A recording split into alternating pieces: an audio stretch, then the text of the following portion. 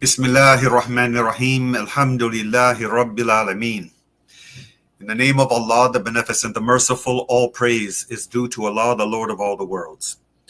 We welcome our friends in South Africa, the United States, and around the world to this week's edition of A Conversation with El-Hajj Mauri Saalakhan.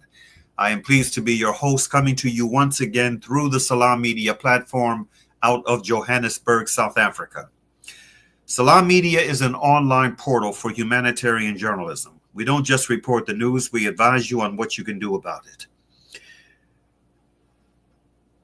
Our topic for today is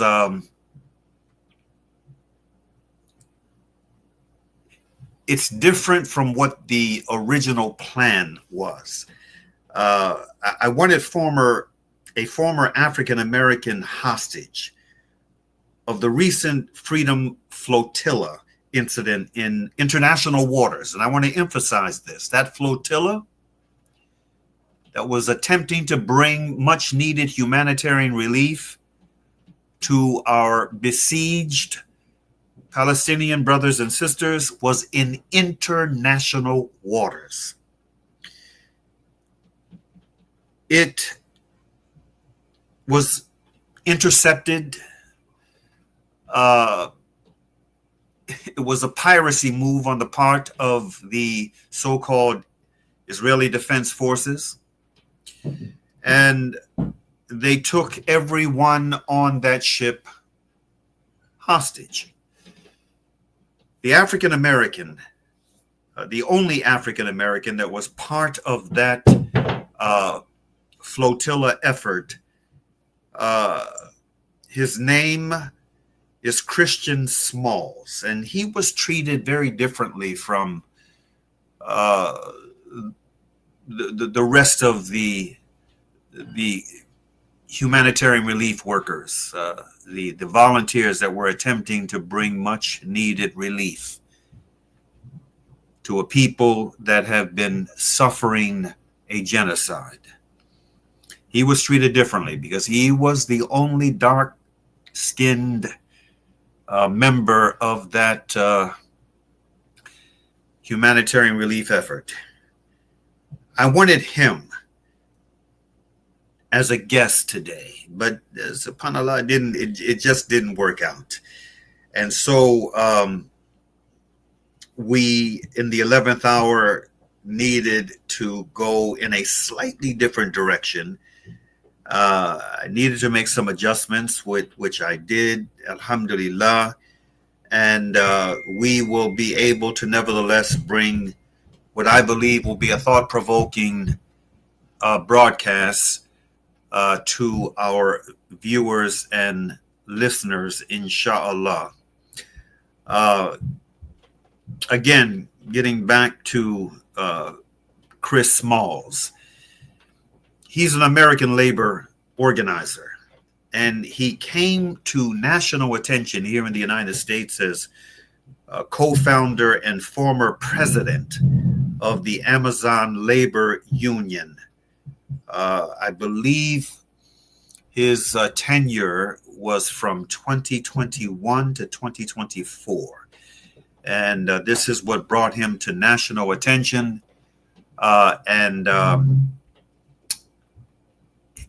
There's a lot of respect for him within the labor union corridors here in the United States, and for good reason. With that being said, what I'd like for us to do is begin with a piece of video from a news report where he is being interviewed on the experience that he had in international waters. Brother Sadiq, let's see that first video, please. For more on the dire situation in Gaza, I want to bring in Chris Smalls.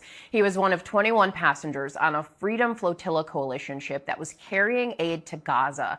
That ship was intercepted by the IDF, and all the passengers were detained in Israel. After several days, Chris was released and just arrived back in the U.S. on Friday. Chris, thank you for joining us. I have seen the videos of the roaring applause that you returned home to at JFK Airport.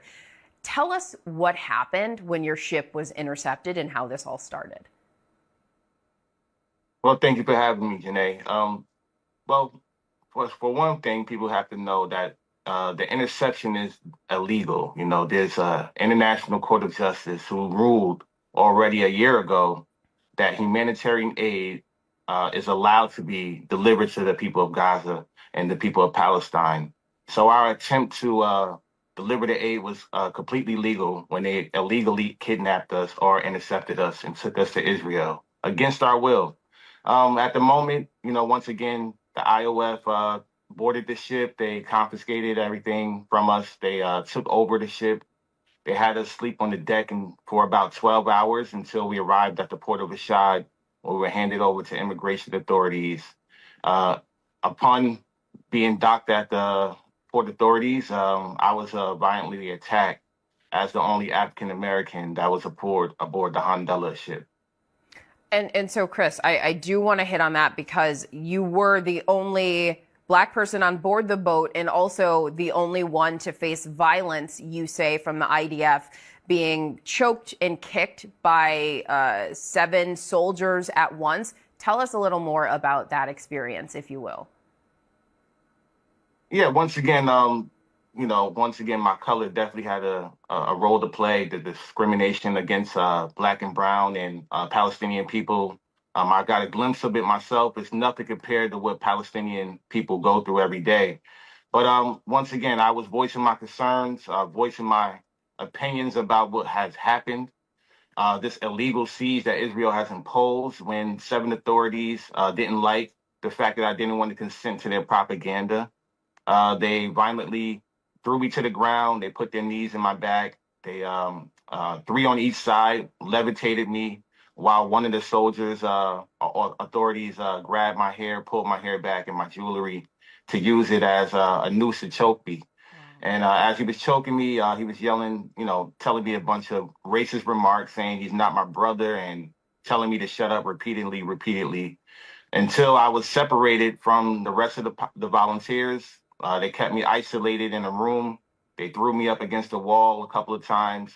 Once again, just subjected to horrific conditions that nobody else had to face. And, I kind of expected that, but I didn't expect it to be that extreme. And I'm glad that I'm here to tell the story and once again, to shed light on the atrocities that Israel has imposed on the Palestinian people. They need to be held accountable, and we need to break the illegal siege. Well, we absolutely are glad that you're here to tell the story too. And those are difficult details to recount. And so I appreciate you doing that. We do need to note that we've reached out to the IDF and haven't heard back comment. But the Israeli Foreign Ministry says that their Navy stopped the vessel from illegally entering Gaza and that unauthorized attempts to breach the blockade are dangerous, unlawful, and undermine ongoing humanitarian efforts. Chris, can you respond to that and talk about the treatment during your detainment? Yeah, once again, that's a complete lie. The International Court of Justice ruled in the case against South Africa versus Israel that humanitarian aid is allowed to be delivered. The blockade that they claim to uphold is not real. It's not a real thing. They don't have no jurisdiction on international waters, especially in Palestinian territories where we were 60 miles from Gaza Strip. They have no jurisdiction there. So everything that they're saying is just not true. And once again, our illegal kidnapping or interception was illegal. We had no reason, we had no intention on going to Israel at all. We were taken against our will. And as a part of the prison system that they have there, it's very inhumane. We were subjected to 24-hour lockdown because we were on a hunger strike. We didn't have any yard time. We didn't have any communications with the outside world. And they stuffed 7 of us in one cell. The oxygen was very poor. There was bed bugs. They were neglectful when it came to giving us water just to survive. And, because of that, a lot of us are still suffering with aftermath of getting fluids put into them. And myself personally, I have a severe case of scabies due to the prison conditions that I'm dealing with right now. And people need to know that this is definitely an apartheid state, and I've never experienced any type of evil or hatred in my entire 37 years in living in America. And as a U.S. taxpaying citizen, if you're American, you should be really outraged at where our taxpaying dollars are going to this endless genocide that killed 500,000 Palestinians in 2 years. We need to hold Israel accountable. And we are continuing to see the impacts of the humanitarian crisis that is going on in Gaza. So, Chris, I want to talk to you more about what your mission was and what kind of aid you were trying to bring, because one thing that jumped out to me was baby formula that you guys were trying to bring. We spoke to a doctor a week ago who was saying that doctors trying to go to Gaza had baby formula that was confiscated from them as this area, the Palestinian people, so desperately need that. So talk to us about your mission and what kind of aid you were trying to bring. Yeah, well, we definitely didn't. We definitely know that we didn't have enough aid to feed all of people of Palestine or Gaza, but we had medicine, we had baby formula, we had baby diapers, we had women care products, we had prosthetic parts, and most importantly, we have a whole bunch of hope and love and solidarity.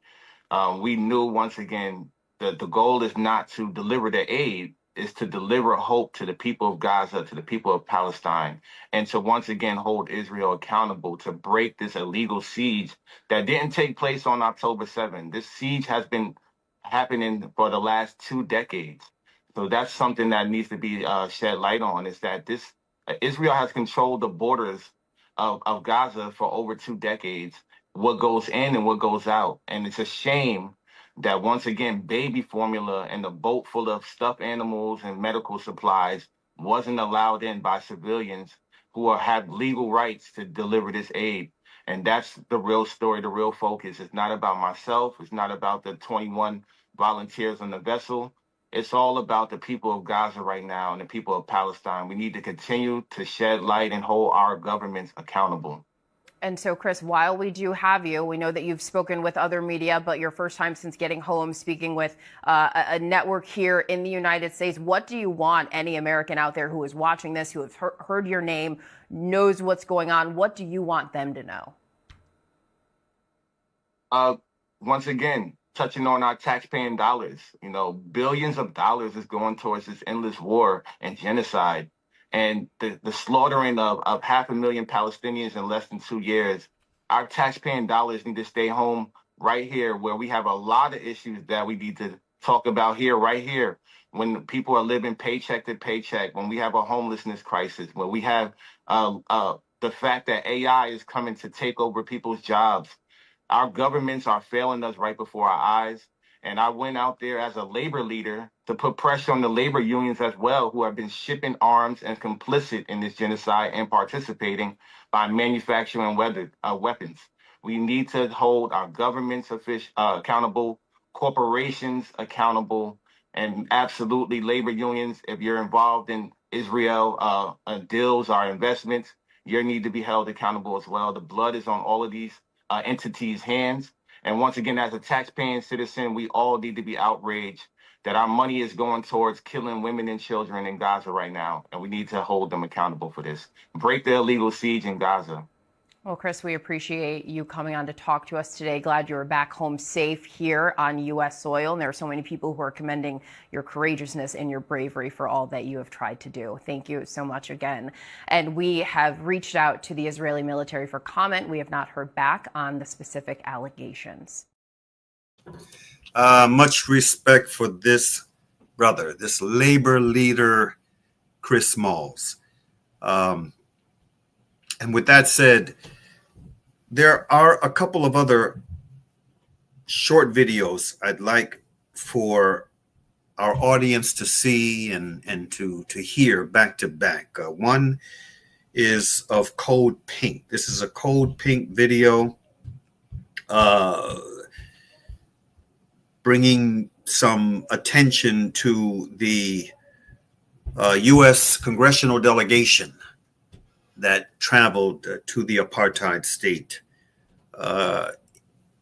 during the season of an open genocide. And then the second short video is of Medea Benjamin one of the leaders of Code Pink, a co-founder of Code Pink, sending a very special message to Israeli mothers. So let's see those two pieces of video back to back, Brother Sadiq. Oh my God, I did a double take when I saw this photo. Take a look at this. This is a huge Republican freshman Congress delegation in Israel right now. It looks like a choir, and they're surrounded by their choir leader with big grins on their faces. And who's that right in the middle? It's Netanyahu, a war criminal. This is August, when these freshman Republicans should be in their districts, taking care of the needs of their constituents. Not AIPAC, not Israel, not Netanyahu. Shame on them. Let's name them and shame them, so when they go back to their districts, their constituents are ready to give them a piece of their mind. Oh, and let's be on the lookout, because I'm sure the Democratic freshman delegation will be right behind them. So here is our Congress, brought to you by AIPAC. This is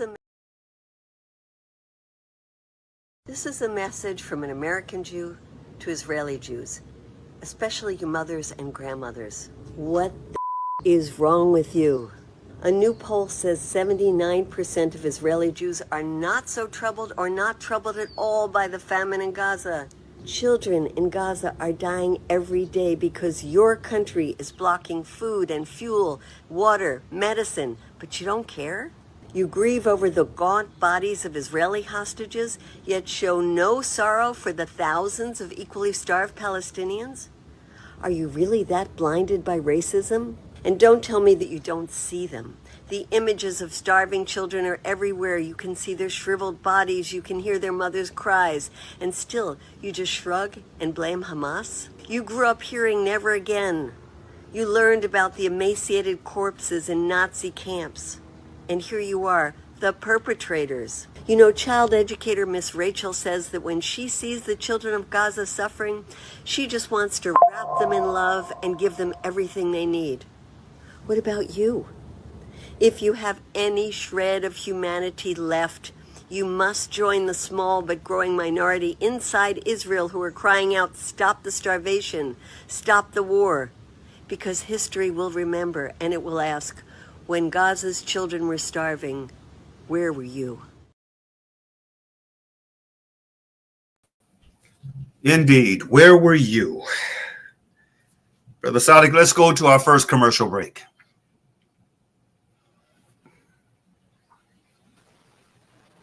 Valley's Motor Spares. We supply motor spares and accessories for all makes and models of motor cars, LDVs, buckies, trucks, and earth-moving equipment. We deliver on time, every time. Please contact us via WhatsApp on 014-592-0925 or call 014-592-0925 or visit 28 Zenderling Street, Rustenburg. Remember the name, Valley's Motor Spares. You know, it's a wonder how kids get anything done these days. With all the distractions, when do they even get time to study? As a mother, all I can really do is make sure they have all they need to perform at their best. That's why I choose to include Sunfoil, triple refined pure sunflower oil with every meal I make. Naturally cholesterol-free and approved by the Heart and Stroke Foundation as part of a balanced eating plan. So whether I'm cooking, frying, or baking, I know every dish will be a wholesome one. Sunfoil, now we're cooking. They say breakfast is the most important meal of the day, yet many children go to school hungry because of poverty. Penny Appeal South Africa's Breakfast Club aims to get a warm, hearty meal to underprivileged children so they can spend their day prospering in their schoolwork.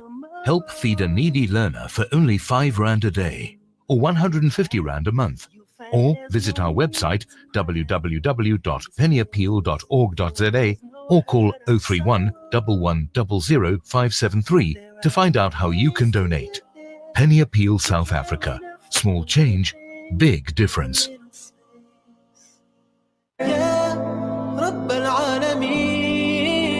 Listen to something fresh. Listen to Salam Media, your humanitarian broadcaster.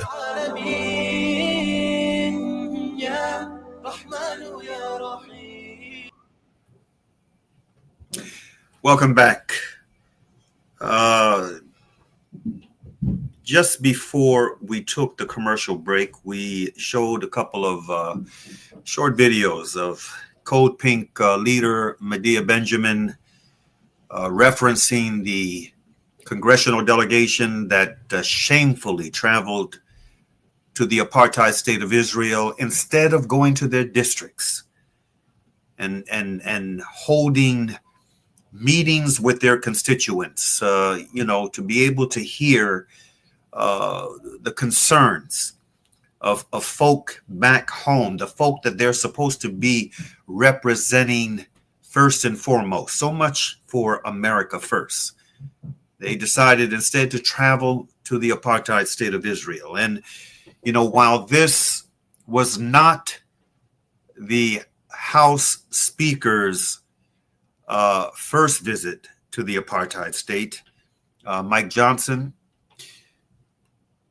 a Republican out of Louisiana, and a dyed-in-wool Christian Zionist.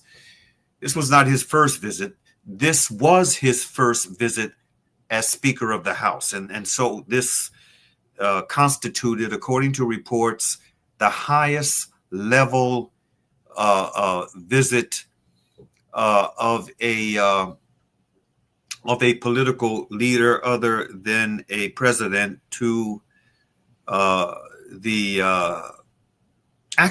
this was the highest level visit of a U.S. political leader to the settlements,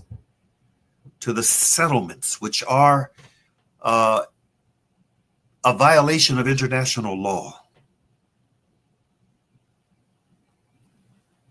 With that being said, I want to share a report from the Times of Israel, one of the major publications out of the apartheid state. Now, this article that I'm going to share was published on the 4th of August, all right, just about a week ago, 4th of August. It's titled, U.S. Speaker Johnson Makes Landmark Visit to West Bank Settlement of Ariel. Now, listen closely to this report.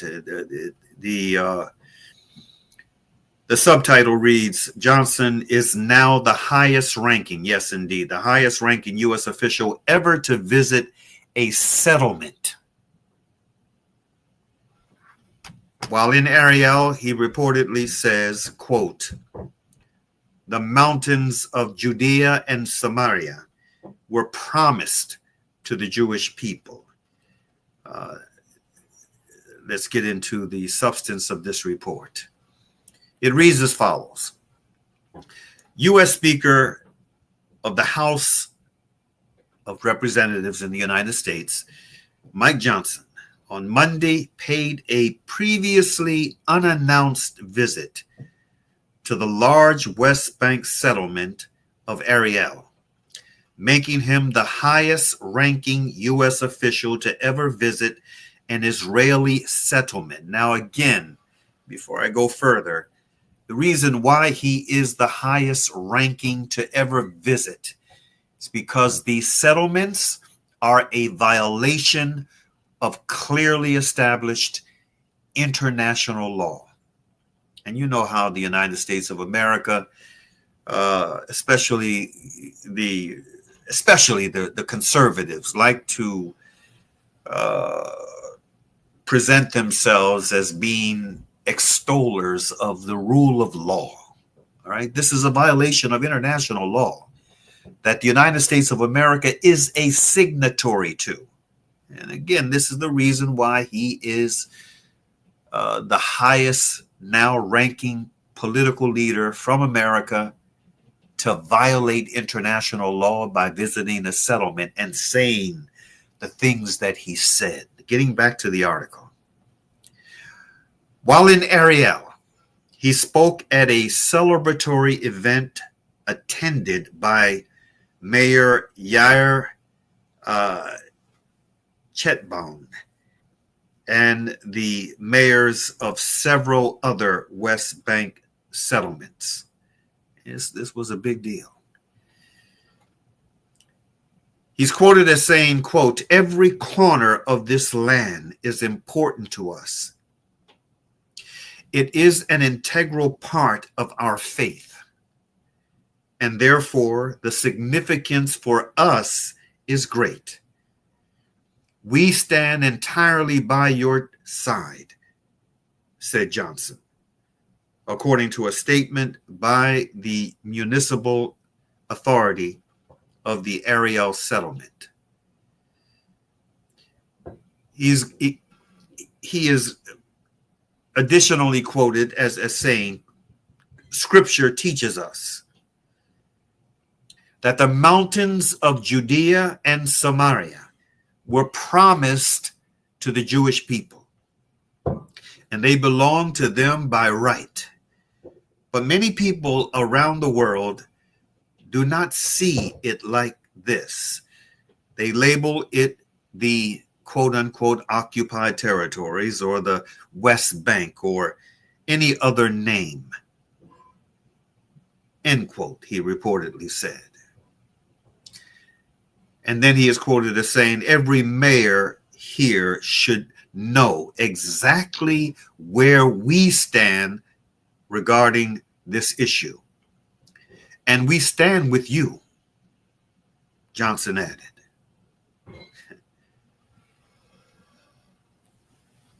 Now, the report goes on to say, along with Johnson, U.S. Ambassador to Israel Mike Huckabee and his daughter, and the governor of Arkansas, Sarah Huckabee and Sanders, also participated in the U.S. delegation, along with Republican Congressman Nathaniel Moran, Michael McCall, Claudia Tenney, and Michael Cloud.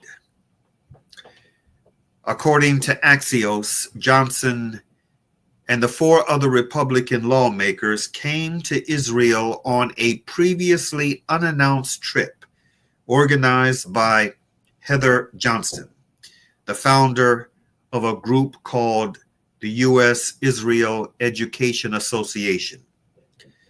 The trip is designated as private and not official, the report added.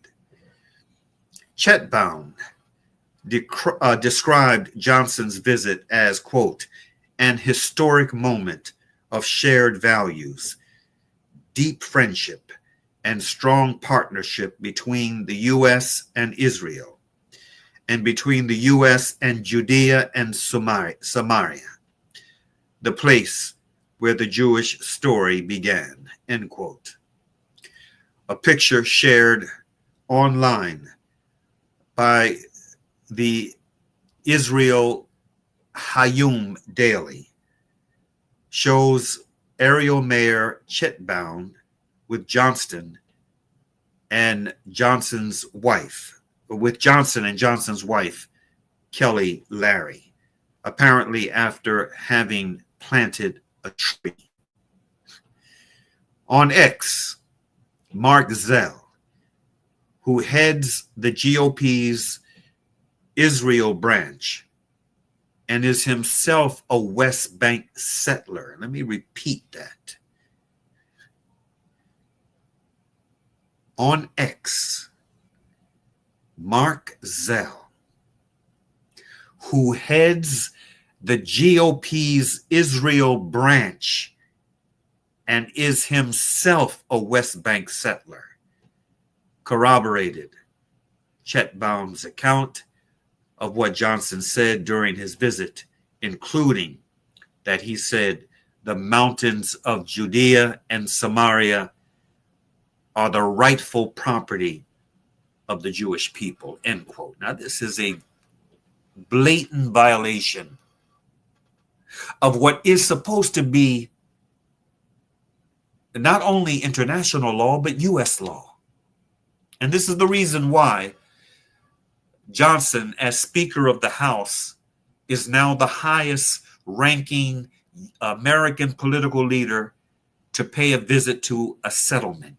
It is because, again, This is a violation of what is supposed to be U.S. and international law. So much for the rule of law. Getting back to the article, over the last month, 2 Palestinian Americans were killed in alleged settler attacks, the first of which drew condemnation from Huckabee, who demanded Israel investigate that killing, calling it a criminal and terrorist act, quote unquote. A devout evangelical Christian, Huckabee has long expressed support for Israel annexing the West Bank and has pushed back against calls for calling back Israel's presence there, making his public condemnation of some Israeli policies and settler violence particularly notable. Now, what is important to note here, parenthetically, is that Huckabee, like Johnson, is a Christian Zionist. And we have been trying our best to emphasize the following point for a number of years. Christian Zionism and the support that the apartheid state of Israel, with all of its demonic policies, receives internationally from the international community, the support that it gets from Christian Zionists in the West, in the United States and the UK especially, in the United States and Britain especially, is very problematic. Comparatively speaking, it is far more consequential than the support it receives from fellow Jewish Zionists in the West. Again, the support that Israel receives from Christian Zionists from the West is far more consequential. And this is something that more concerned folk in America and in Europe really need to give more attention to. So Huckabee, like Johnson, is a contradiction in so many ways, and they do not represent America first. They represent Israel first. This is a fact. The article, this Times of Israel article, ends with the following: violence in the West Bank has spiked since the Hamas onslaught of October 7th, 2023, which sparked the war in Gaza. See, they had to they had to end this piece because it is very problematic, and there is no way that you can get around the problematic nature of this this issue.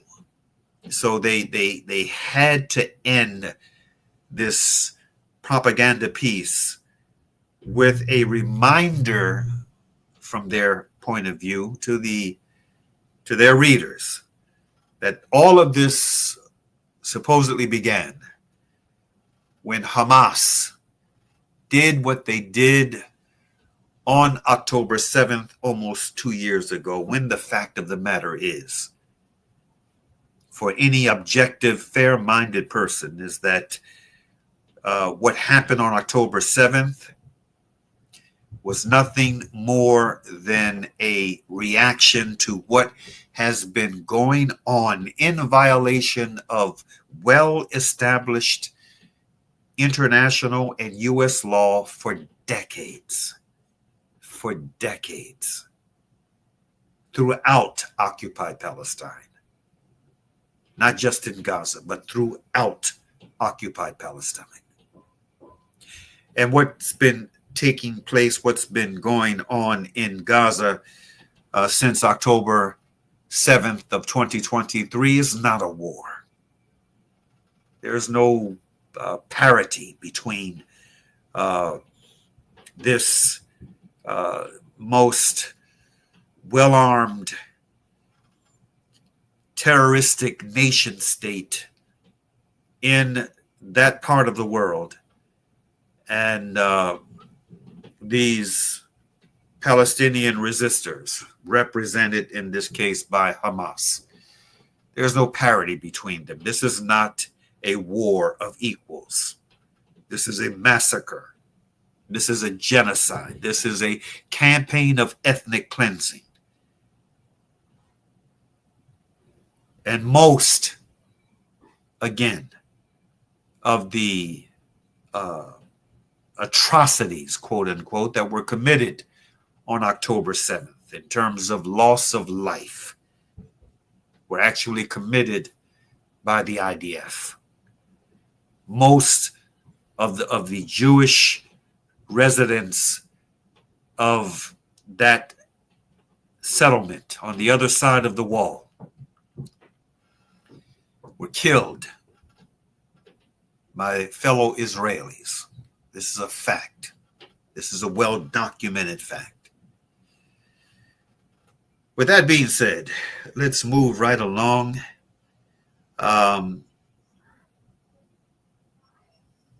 We have a minute-long video clip that we'd like for you to see from a rally that took place yesterday right here in my backyard in Washington, D.C., the nation's capital. There was a rally that was held outside of the Israeli embassy on Embassy Row in Northwest D.C.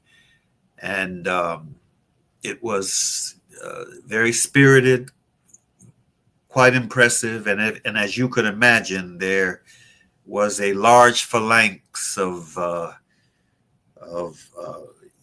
Washington, D.C. Metropolitan Police that had been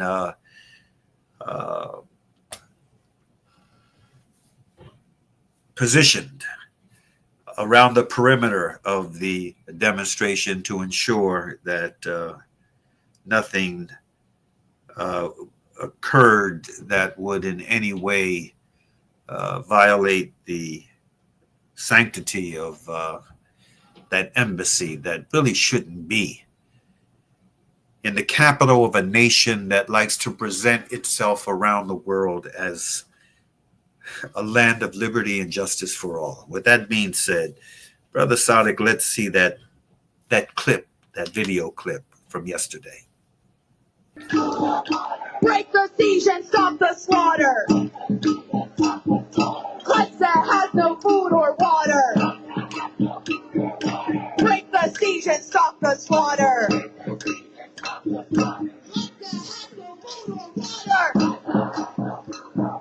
Break the siege and stop the slaughter. Gaza has no food or water. Break the siege and stop the slaughter. Justice is our demand. They're starving kids on stolen land. Justice is our demand. They're starving kids on stolen land.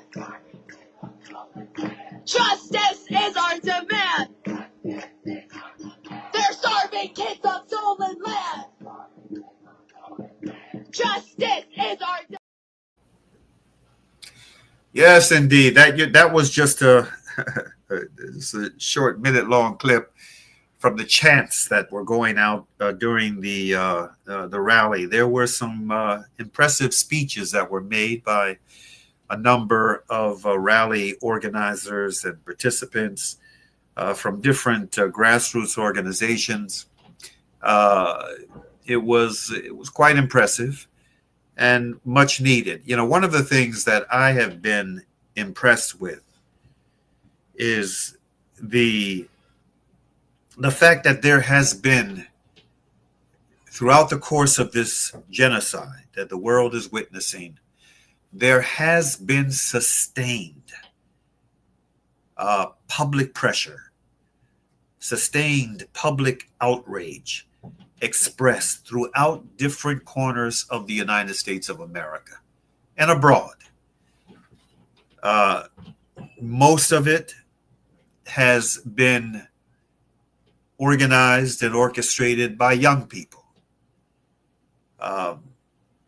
Much of it has been organized by, at times, predominantly Jewish American organizers, which stands in stark contrast to what we're seeing out of the apartheid state of Israel. In Israel, as Medea Benjamin pointed out in one of the reports that she referenced, 79% and up of the residents, the inhabitants of occupied Palestine, the Jewish residents, are in lockstep support of what their government has been doing. They are in lockstep support of apartheid. They are in lockstep support of the settlements. They are in lockstep support of the overt oppression of the Palestinian people throughout occupied Palestine.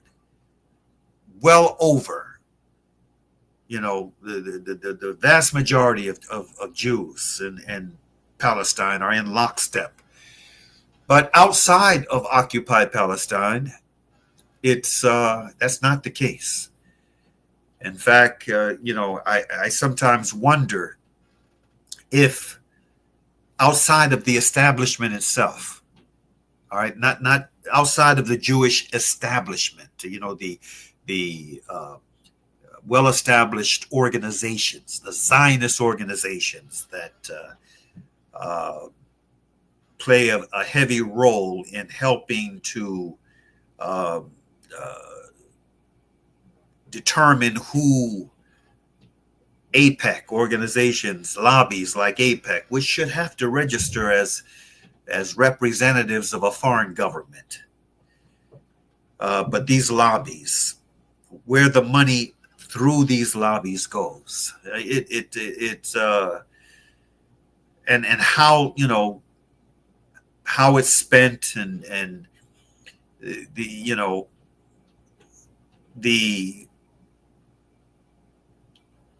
strategy, the stratagems that are formulated in order to the best of their ability, harness more and more support for the apartheid state, which is becoming far more difficult to do these days. Far more difficult to do because, the climate of tolerance has dramatically changed with the awareness that has come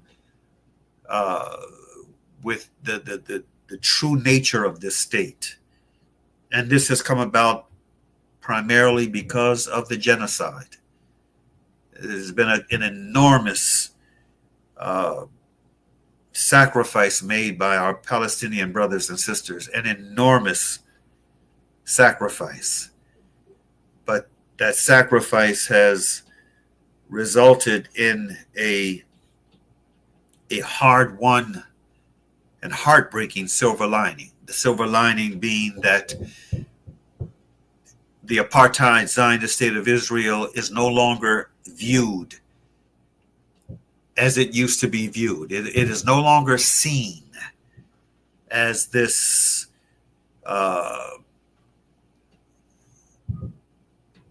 small, vulnerable state that is only engaged in defensive measures to try to defend itself amidst a a sea of opposition around it. In fact, one of the things that stood out for me in the rally that took place yesterday was the reference that was made by a couple of the speakers in their speeches to the betrayal that a number of Arab countries, supposedly Muslim countries in that region, the betrayal that they represent to supporters of Palestine around the world. Countries like the United Arab Emirates, countries like Egypt, Jordan, Saudi Arabia. I mean, these countries were referenced by name by at least a couple of the speakers while I was there. I was there for most of the rally, and to me it was very poignant that the betrayal that these countries represent through their leaders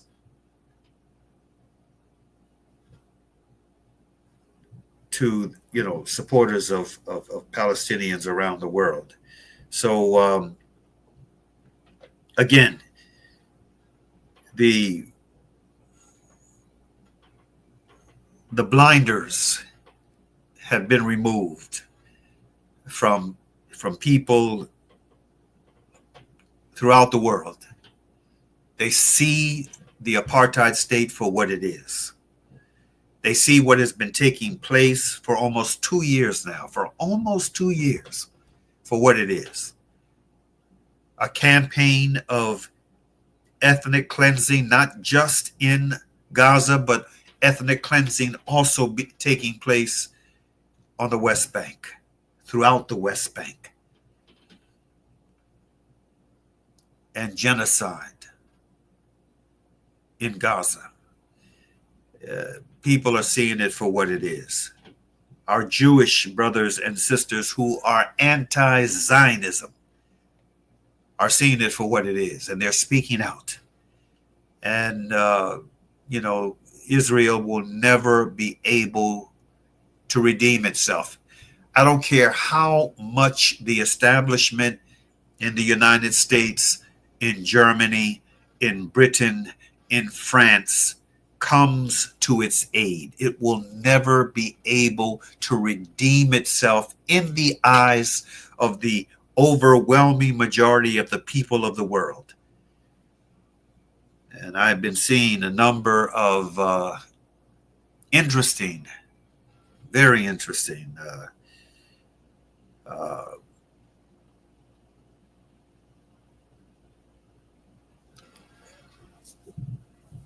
predictions being made by,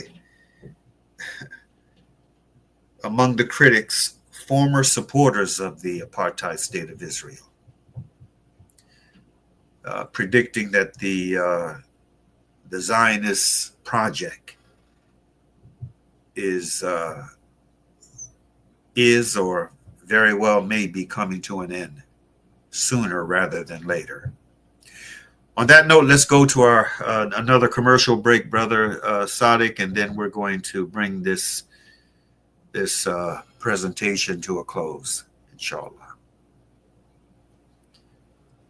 World-class financial services only at Sapphire Global, your financial partner. If you are looking for Islamic Sharia and ethical financial products, look no further. Sapphire Global offers a wide range of financial service offerings from short-term to life and investments. A full-service center with all financial requirements under one brand. Our highly skilled and experienced consultants are ready to help protect your financial future. Contact us on 041 001 0184 or visit our website on www.sapphireglobalfs.com. Sapphire Global is an authorized financial services provider. As temperatures drop and winter grips the country, the less fortunate in South Africa are preparing for the harsh realities that this season brings.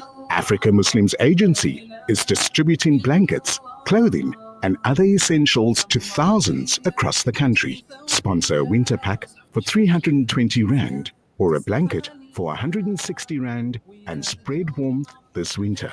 Africa Muslims Agency, empowering, educating, inspiring. Make a conscious choice, sip for change, and support Palestine Drinks Africa. With every can, you help end the genocide and stand in solidarity with Palestine. Choose between our original or sugar-free options, available in a case of 24. Every sip is a step towards justice. Every purchase, a powerful message of unity and support for the Palestinian cause. Contact 082-888-1440 or 082-7739-556 today and be part of the change. Palestine Drinks Africa. Sip for change. Liberty for everyone. Listen to something fresh. Listen to Salam Media. Welcome back.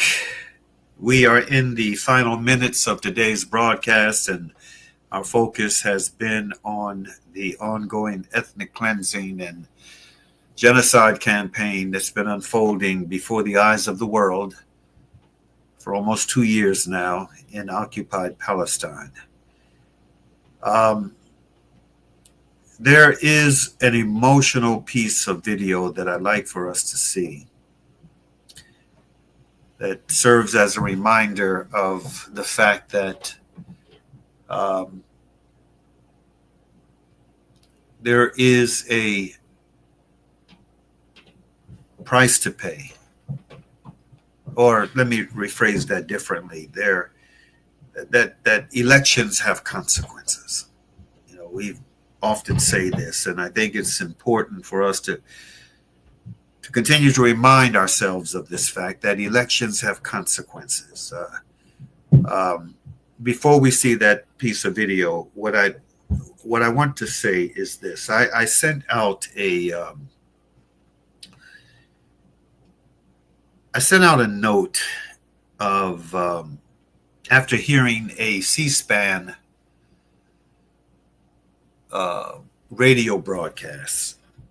The end of the broadcast really, it for me, it was very profound, and it reminded me of this ongoing debate.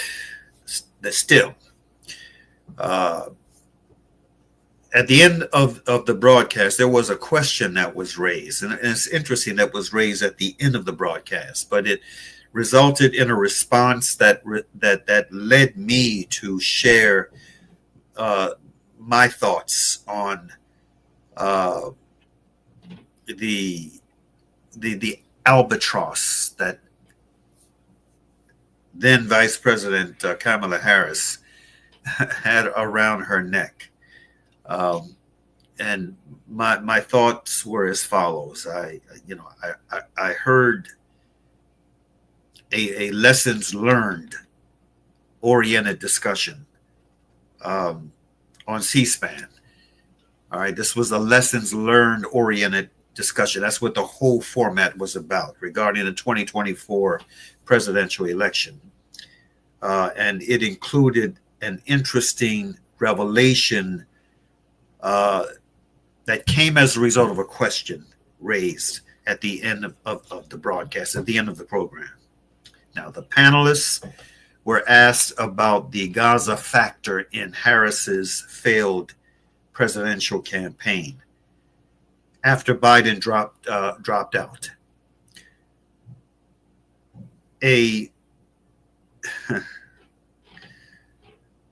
Democratic insider revealed that in addition to Biden having already cautioned Harris not to break with his policies because of his self-perceived popularity in certain states such as Pennsylvania.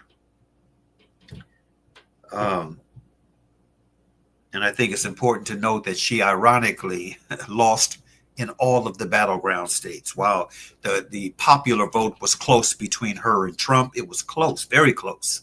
She lost big in the Electoral College, which gave Trump the victory. And she lost all of the battleground states. So here you have Biden cautioning her not to break with him because of his popularity. And according to what was said by this insider at the end of this broadcast, her national security team, which was also, I guess, part of his national security team, also cautioned her to tread carefully in her publicly stated Gaza-related policy positions.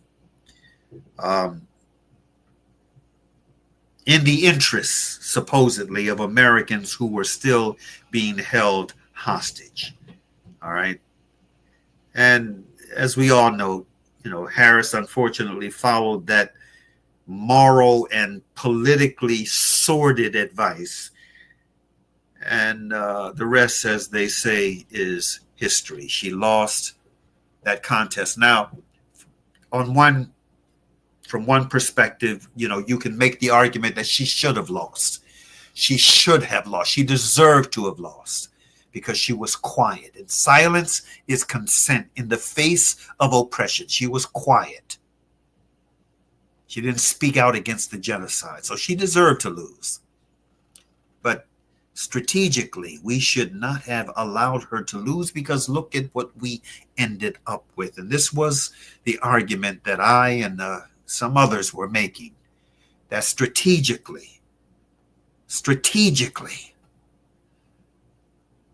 we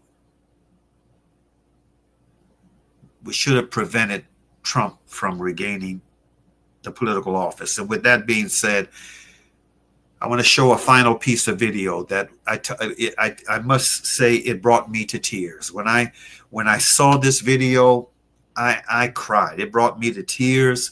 It was tears of anger, and it was tears of pain. Let's see that final piece of video, Brother Sadiq.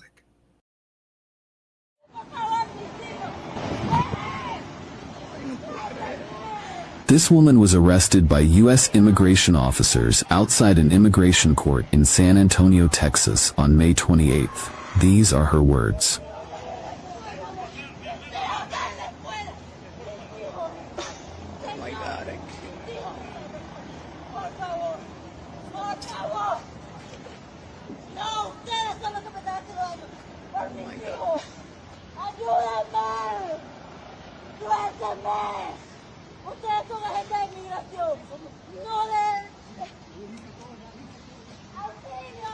On that same day, U.S. immigration officers arrested around 20 immigrants after they left the court. The agency said that people without a strong case to stay in the U.S. can be quickly deported. These kinds of arrests outside courts started happening in May. SubhanAllah. Heartbreaking. Like I said, it brought me to tears. Imagine, I mean,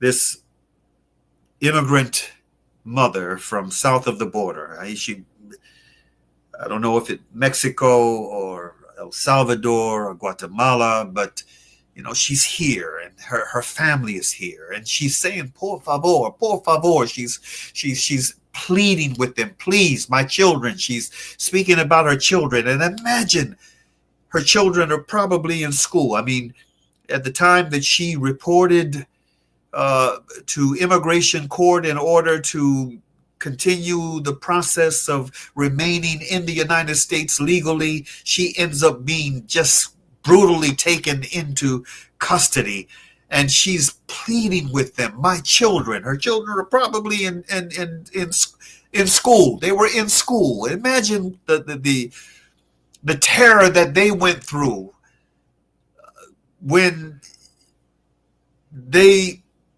were alerted to the fact that their mother was taken into custody and they don't know where she is. It's terrible. but it is an example of the state terrorism, and that is what it is, that has been unleashed on the United States of America, on the people of this country, those who are citizens of this country and those who are aspiring for citizenship. The terror that has been unleashed on this country as a result of this man and his cult having been given authority, the reins of government again for the next 4 years. SubhanAllah, this is something that that should concern us all. And I guess I'll end today with saying that, one of the other silver linings to much of what is going on, especially as it pertains to the files that Trump and his core supporters within the establishment are trying their best not to have disclosed. All right. That ruptures have appeared within the MAGA cult itself. And this is a good thing. There are members of the cult who for whom America First means something. And their eyes are becoming more and more alert to the fact that there is a betrayal that is going on in high places, and some of them are able to cultivate enough principle and outrage to say, we're not down with this. So it's going to be interesting to see what the days ahead bring. But on that note, we're at the end of today's broadcast. I want to close out as we normally do. But before closing out, just remind my brothers and sisters, remind our friends, remind those who to not be silent. We have a responsibility to stand up and to speak out and to demand accountability for things that are being done in our name. Bismillahir Rahmanir Rahim wal asr. Innal insana lafi kusr. Illa alladhina amanu wa amalu salihati. Wa tawassaw bil haqq. Wa tawassaw bis sabr. Which means in the translation of the meaning, in the name of Allah, the Beneficent, the Merciful, by the token of time through the ages, surely humanity is in loss, except those who believe and do good, and exhort one another to truth, and exhort one another to patiently persevere. Peace be unto you. Assalamu alaikum.